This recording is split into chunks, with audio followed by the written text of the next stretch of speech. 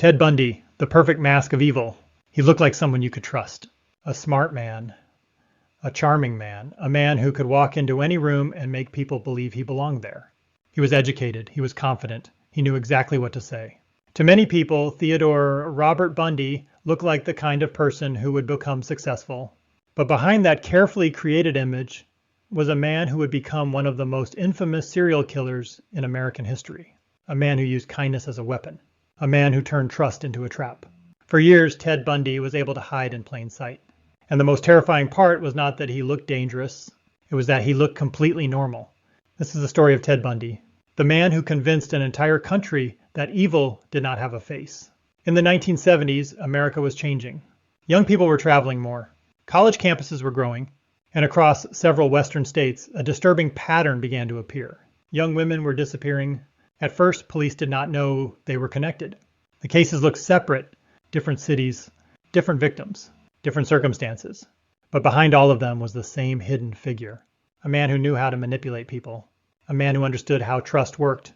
Ted Bundy. Born in 1946, Theodore Robert Bundy grew up with a complicated childhood.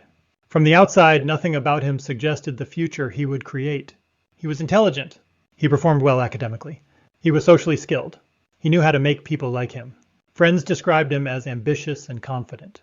He studied psychology. He became involved in politics. He presented himself as someone with a bright future. But underneath that public image, there were signs that something was deeply wrong. Bundy became obsessed with control, with appearances, with creating a version of himself that others would admire. And eventually, that image became his greatest weapon. The first known disappearances connected to Bundy began in 1974. Young women started vanishing in Washington and Oregon. One of the early victims was a university student named Linda Ann Healy. She disappeared from her apartment. There were signs that something terrible had happened. But there was no obvious suspect, no clear motive, no explanation. Then more women vanished, one after another. Families waited for phone calls that never came. Friends searched for answers. Police worked through hundreds of possibilities, but the person responsible was someone many people would never suspect. Someone who could smile, talk, and appear harmless. Bundy's method was frightening because it depended on human nature. He understood that people often want to help others, so he used that instinct against them. He sometimes appeared injured. He sometimes acted like he needed assistance. He created situations where victims lowered their guard, because the most effective deception is not forcing someone, it is convincing them to trust you. And Bundy was extremely skilled at doing that. As the number of missing women increased, investigators began noticing similarities. Many victims were young. Many had similar appearances. And witnesses often described seeing a man who seemed polite and calm. A man driving a Volkswagen Beetle. A man who did not look like a threat. The investigation slowly started moving toward one person. But there was a problem. Ted Bundy did not fit the image people had of a killer. He was charming. He was educated. He looked like someone who belonged in a courtroom, not a crime scene. And that made people question the evidence. One of the most disturbing parts of the case was that someone close to Bundy suspected him. Elizabeth Clofer, his longtime girlfriend, noticed strange behavior. She found things that made her uncomfortable. She saw similarities between Bundy and the descriptions of the missing women cases. She struggled with a terrifying question. Could the man she loved actually be responsible? She contacted authorities. But even then, Bundy's ability to appear normal created doubt, because people wanted to believe the truth was impossible. They wanted to believe someone so polite could not be a monster. Eventually, investigators began collecting stronger evidence. In 1975, Bundy was arrested in Utah. During a traffic stop, police discovered suspicious items inside his vehicle. The investigation grew. The connections became harder to ignore. For the first time, Ted Bundy was no longer just a mysterious figure. He was a suspect. But even after being caught, he was still dangerous, because Bundy was not only trying to escape prison. He was trying to control the story. Inside the courtroom, Bundy became something unexpected. A performer. He represented himself. He questioned witnesses. He studied the legal system. And he used every opportunity to place himself in the spotlight. The media became fascinated. Some reporters focused on his intelligence. Some people were shocked that someone who looked so ordinary could be accused of such horrific crimes. But investigators knew the truth. The charm was part of the mask. And then came the moment that shocked everyone. Ted Bundy escaped. Not once, but twice. The first escape happened while he was awaiting trial. He managed to leave custody and disappear. For a short time, he was free again. And during that period, the danger continued. His escape proved something terrifying. Even behind bars, Bundy was still able to manipulate the system. After Ted Bundy escaped, investigators knew something had changed. This was no longer just a case about missing women. This was a race against time. A dangerous man was free, and nobody knew where he would appear next. For days, police searched. But Bundy had something that made him even more dangerous than many criminals. He understood how people thought. He knew how to disappear. He knew how to blend in. He could become someone else whenever he needed. Bundy eventually made his way to Florida, and there, the nightmare reached a new level. In January 1978, he entered the Chi Omega sorority house at Florida State University. What happened inside shocked the entire country. Within minutes, several young women were attacked. 2 students were murdered. Others were left severely injured. The violence was sudden, random, and terrifying. For investigators, this was a turning point. The man they had been chasing was no longer just connected to disappearances. He was now responsible for one of the most horrifying attacks in the country.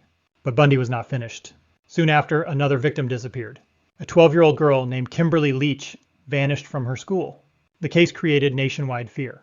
Families wondered, how could this happen? How could someone who was already wanted still continue? The answer was terrifying. Ted Bundy believed he was smarter than everyone else. He believed he could outthink police. He believed he could control the situation. But this time, he was wrong. Florida investigators worked quickly. Evidence began connecting Bundy to the crimes. Witnesses placed him near the locations. Physical evidence became stronger. The perfect image he had built for years started collapsing. The charming student. The future politician. The intelligent young man. The image was disappearing, and behind it was the truth. When Bundy finally faced trial in Florida, the courtroom became a national spectacle. It was one of the first major criminal trials to receive enormous television attention. Cameras followed every move. Reporters analyzed every expression. And Ted Bundy seemed to enjoy the attention. He smiled. He acted confident. He looked like someone who believed he could still win. But the evidence against him continued to grow. One of the most shocking moments came when investigators presented evidence linking Bundy to the crime scene. Forensic evidence connected him to the attacks. The man who had spent years controlling appearances could no longer control reality. The jury reached its decision. Ted Bundy was found guilty. He received the death penalty, but even after conviction, he continued trying to manipulate the world around him. Many criminals become silent after being caught. Bundy was different. He continued speaking. He gave interviews. He created theories. He offered explanations. Sometimes he admitted things. Sometimes he denied them. He kept people watching him, because attention was something he always wanted. Even at the end, Ted Bundy wanted control. Psychologists studied Bundy for years, not because he was unique in being violent, but because of the contradiction. How could someone appear so normal while committing such extreme crimes? Experts often describe people like Bundy as showing traits associated with psychopathy, a lack of empathy, a desire for control, a talent for manipulation, the ability to imitate emotions without truly experiencing them. Bundy understood what people wanted to see, and he showed them that version of himself. One of the biggest lessons from the case was that evil does not always look like evil. It does not always arrive with warning signs. Sometimes it arrives wearing a suit, speaking politely, smiling, offering help. And that was what made Bundy terrifying. He was not feared because he looked dangerous. He was feared because he did not. For years, investigators tried to determine the full number of victims. Bundy eventually confessed to several murders, but many believe the true number may never be known. The families of victims were left with unanswered questions. Some never received complete answers. Some never understood why their loved ones were chosen. And that uncertainty became another part of the horror. As his execution approached, Bundy began revealing more information. He spoke about his crimes. He attempted to explain his own behavior, but many people questioned his motives. Was he truly confessing? Or was he still trying to control the story? Even at the end, the question remained, was Ted Bundy finally telling the truth? Or was he creating one final performance? In the final months of his life, Ted Bundy was no longer the confident man who once believed he could escape every consequence. The courtroom performances, the lies, the manipulation, the carefully created image, all of it was coming to an end. The man who spent years controlling how others saw him was finally trapped by the truth. On death row, Bundy continued to attract attention. People wanted answers. Investigators wanted information. Families wanted closure. And Bundy knew that. He understood that as long as people were listening, he still had power. Even facing execution, he remained focused on his own image. He talked about his past. He talked about his crimes. He talked about himself. But for many people, his words came too late. Because behind every confession was the memory of the victims. The lives that were gone, the families that were destroyed. One of the most disturbing aspects of the Ted Bundy case was not only what he did, but how long he was able to hide it. He was not a stranger hiding in darkness. He was someone people welcomed. Someone people trusted. Someone who could have conversations, make jokes, and appear completely ordinary. That was the terrifying lesson. A dangerous person does not always announce themselves. Sometimes they learn how to look safe. Bundy's case also changed how America viewed serial killers. Before him, many people imagined killers as obvious criminals. People who looked suspicious. People who stood apart from society. Bundy challenged that belief. He showed that intelligence, education, and charm did not prevent someone from committing unimaginable crimes. A person could appear successful on the outside, while hiding something deeply disturbing underneath. In 1989, after years of legal battles and appeals, Ted Bundy was executed in Florida. The final moment came inside the electric chair. Outside the prison, crowds gathered.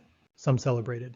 Some watched in silence. But for the families of victims, the execution was not a victory that erased the pain. It was simply the end of a long nightmare. Ted Bundy died, but the questions surrounding him remained. How many victims were there? How many warning signs were missed? How many people believed the mask instead of seeing the person behind it? Those questions continue to haunt investigators and psychologists. The story of Ted Bundy is not remembered because he was extraordinary. It is remembered because he revealed something terrifying about human behavior. The most dangerous person in the room may not always be the one everyone fears. Sometimes it is the person everyone trusts. A smile can hide intentions. A friendly voice can hide manipulation. A perfect image can hide a nightmare. Ted Bundy built his entire life around a carefully designed illusion. And for years, the world believed it, until the mask finally fell. This was Ted Bundy, a man who looked like a future success story, but became one of the darkest chapters in American crime history. The case remains open in the minds of millions. Not because we do not know what happened, but because the most frightening question still remains: how well can we really know another person?